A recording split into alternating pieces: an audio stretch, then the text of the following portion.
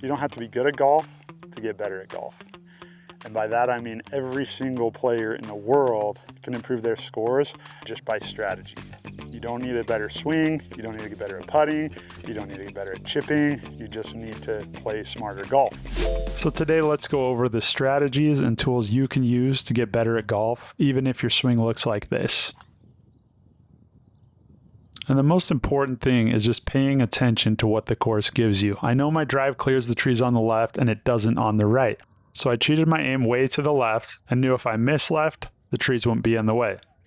Now the approach shot sucked. It was the right distance, but leaked out to the right. We hit a good drive just a couple yards off the left. Then we used the rangefinder combined with my 18 birdies app to know flag was pretty middle of the green. And as you can see, I hit that the perfect distance, just a little open face out to the right. And what I want to show you is I'm going to make a ton of mistakes. A little too juicy. Oh, crap. But when you're taking care of course management properly, even with a ton of mistakes and bad shots, you can still finish with a great score. So I just used the rangefinder to help me find my balls when I missed the fairway. So I'm like, oh, I sliced it. Let's check over here. No, that tree's 225. So I know just a little past there, I start searching, should be right in that area. I'll find my ball a lot faster than if I lost it and I have no idea where it is. That's one of my favorite things to use the rangefinder for. It really speeds up finding the ball and gives you a much better chance of finding it when you hit a bad shot. And I'm sure if you're still watching, you're like me and you hit a lot of bad shots. That rangefinder trick will come in handy. And that one, I will not need help. I blasted that down the middle. I want to make sure I'm putting. So I'm going to try to hit a shot that's just a little short. I'm aiming for the middle of the green. I'm aiming for about 50 to 55 yards. Oh, I bladed it. Shit. That's going sand. Eesh. Just gonna get it out of the sand and two putt and get my bogey and move on. Sit, sit, sit. So you have to manage your thoughts as well as the course. After that second shot, I knew it would be foolish to try to play for par. We're just gonna nestle this up close, get our bogey tap in and move on. Even if you're trying to break 80, there's room for a lot of bogeys. Just take the bogey when that's what you set yourself up for. Okay, as promised. Because if you play a hero ball, you'll get burned. Just a couple of silly mistakes to get us started 2 over, but it's okay, we're not panicking, we're still in an okay position. For this tee shot, that tree on the left could instantly kill my drive. Boy. So I cheated my aim out to the right, ended up slicing it onto the next hole, but I'm still fine. Huge miss, right? Fun rules fact for you, if you hit the wrong green, that's a free drop, no closer to the hole. Nearest point of complete relief would be right here, no closer to the hole. Here's another scenario where I can't see how far back the flag is. I've got 145 into the green, 153 to the middle, so the flag is kind of fronty, and it's uphill, and it's into the wind. I'm gonna take an extra club here. Now this stroke on the ball wasn't awesome, but really I should have taken 2 extra clubs for all the factors I had working against me. Well, as we suspected, the flag was on the front, but I hit a lousy approach. Now I got a long sand shot. Oh boy. Well, we're not in the sand again, we went over it. And I'll just keep you watching the landing so I don't have to drive my golf cart a mile around the green. Now one of the key things smart golfers do is stay in control of their brain. I wish I wouldn't have been lazy and moved the camera. This was my best shot of the day. It was a flop shot on a downhill lie over the sand, put it to like 5 feet. But after a bad approach and a bad sand shot, I could have just been like, well, I blew up this hole and been pissed, gotten a bad score. Could have been a double, a triple. Instead, I hit a beautiful flop shot to 5 feet and buried it for bogey. Boom. That was a miracle bogey. There's the sand trap. I was on the far side, right about there. Hit a crazy flop. Now I wish I would have recorded it. As you can see, hitting greens in reg is not the only way to score well to play good golf. I saw water on the left and avoided it like the plague. Sit. Ended up doing an okay approach and leaving myself a pretty long 40-footer for par. And with where I'm at, I like to break 80. That's always my goal. So I know that in an 18-hole round, I can get 6 bogeys and still break 80. All right, so we got 4 holes and 4 bogeys. Not the start you hope for, but the start we deserve.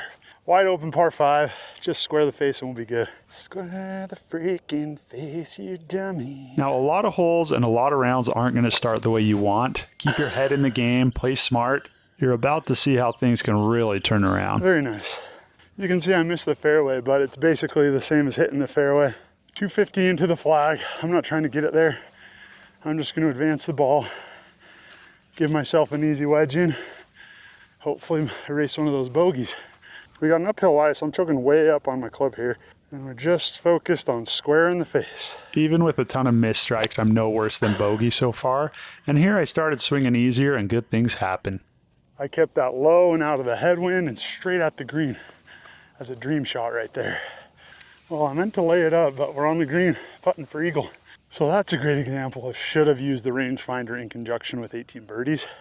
Rangefinder said 250 in, so I said 4 irons, gonna lay it up short of the green. Didn't realize the flag's on the very back of the green. If I pulled up 18 birdies, I would have realized that. We're on the green, 2 putting. Could have easily been in the bunker on that one. That is a tough pin location. Because if I miss left, that's just going all the way down the hill. Not enough mustard. Oh, that was ugly. It was a good look at birdie. Should be a lot better look at birdie, but it's still a good look at birdie. Gotta hit the ball, you dummy. That was a silly mistake. Silly 3-putt. Hey, it's a par. By the way, this is the AOFAR GX-6. People say, oh, you get what you pay for. Look at a Bushnell. So I'm gonna pull up the spec sheet. You can see the difference between the AOFAR and the Bushnell. Is there one?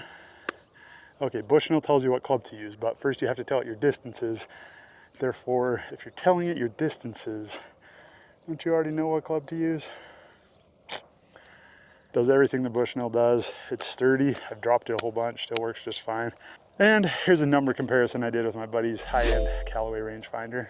As you can see, they're basically the same thing. So if you're looking for a rangefinder and you don't want to spend a pretty penny for it, this does everything the big boys do. Don't be dumb, save some money. This works great. Rangefinder says 120 to the flag, and 18 Birdies app says 117 to the front of the green. So the flag's very front of the green. I want to make sure I get it at least there for an easy putt. So I'm playing my 125 club. My thought was keep it low. I bladed it and kept it very low. Well, I missed that by a mile, thanks to blading it. This is 25 yards, and you might say it's smarter to putt it, but I like this kind of chip. So I'm just gonna do a toe down chip, putting stroke with my pitching wedge and try to nestle it in there. That's where I was aiming for his landing spot. Let's see if I was right. Very, very likely that that's a lot better than I would have done with my putter. 4 foot for par, I will not complain. Pulled it. Woo! Good par, back-to-back pars. Now we're starting to get some momentum. That's the perfect example of what I'm always trying to tell you guys. You don't have to be good to be good. You just have to play smart. And when you hit bad bladed 120 yarders, you can still be okay. That's a par, folks. That's a lot of what this channel is about. If you jive with that, if you like that, hit the like and subscribe, and we will get you some really good course strategy tips to lower your scores without improving your putting, your chipping, your ball striking, your drives. We are gonna do some of that stuff. Obviously, I'm working on all that stuff too as I try to grind down. I'm now in the single digits, and we're working our way slowly towards scratch, but a lot of the improvement is strategy. You don't need to be good to be good. Close the face. That's my mantra. Oh yeah, that's money. Nice, powerful fader. Right side of the fairway. We got 236 to the green. As long as I miss left, we don't have to deal with sand shots. And even if we do, it's not the end of the world. Just gonna try to hit a nice cutter in there and an easy swing. I'm okay being short. That's the easier chip. This is a par 5. Fading in there. Well, that was about perfect. Let's go. All right. 2 for 2 on par 5s in 2. When you don't try to get the green in 2, sometimes you get the green in 2. I did that on both par 5s today. You get rewarded for playing smart. So make good decisions and make your mother proud. Another way to be good without being good is knowing how to lag putt. I failed at that on both the par 5s. Got a 4-footer for birdie. I'm gonna make it. I just would have liked to have a little bit easier than 4 feet, you know? But luckily, my putter's pretty fire 10 feet and in. Okay, good stuff. 2-putt birdie. So to play good without being good, in my opinion, rangefinder is the best tool for that. My favorite methods, again, to summarize, when you hit a drive out of play, find a tree or something that's about your drive distance so you know where to search for your ball. On approach shots, when you laser the flag, you also use your 18 birdies or similar app to see what the green looks like. So you know, is the flag on the front, is the flag on the back? Then adjust your distance to make sure you're hitting the green. That's way more important than hitting the flag. You want to play from the green backwards. So there's a bunker protecting the left side of the green. I don't want to hit over that and risk going in that bunker. So any miss to the right, A, the hill's gonna funnel it back down to where I wanna be, and B, it's gonna take that sand trap out of play. And that's the perfect example of you don't have to be good to be good. Just see what the course gives you and take the smarter play.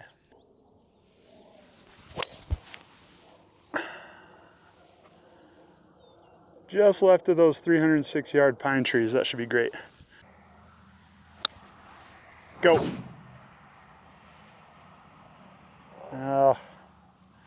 Not quite enough. It's okay. It's an easy up and down.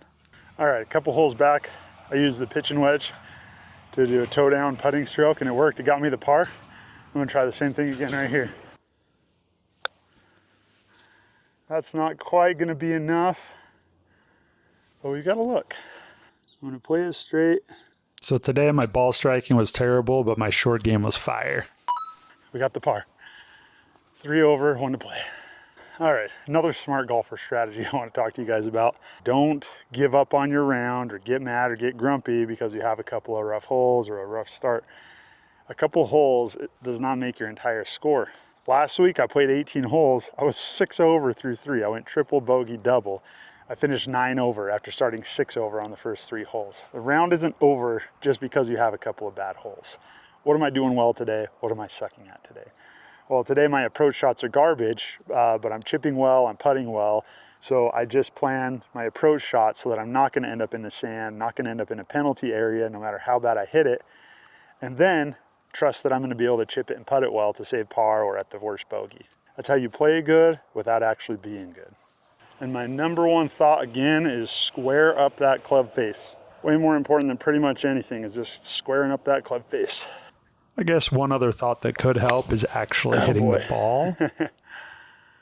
But we lucked out. The slope pushed my ball back down, almost back into the fairway, just about a yard off the edge there.